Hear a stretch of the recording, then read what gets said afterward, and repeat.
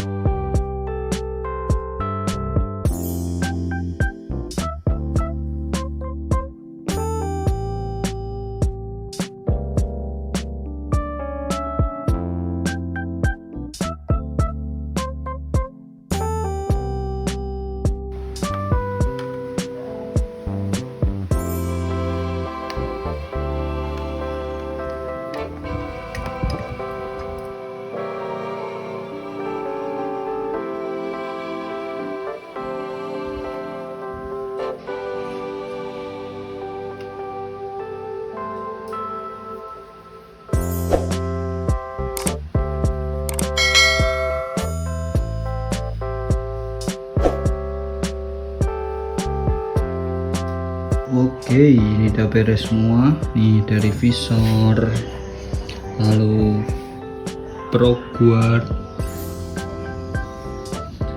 Hugger, ganteng guys, lalu Stoplamp, mantap juga, udah ganteng banget. Kita coba nyalain.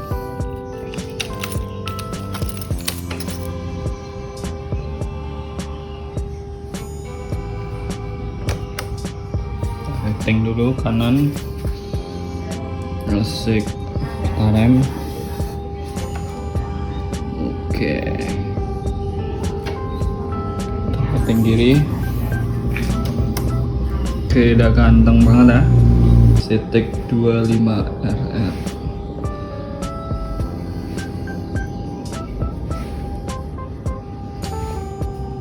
Oke, ganteng habis.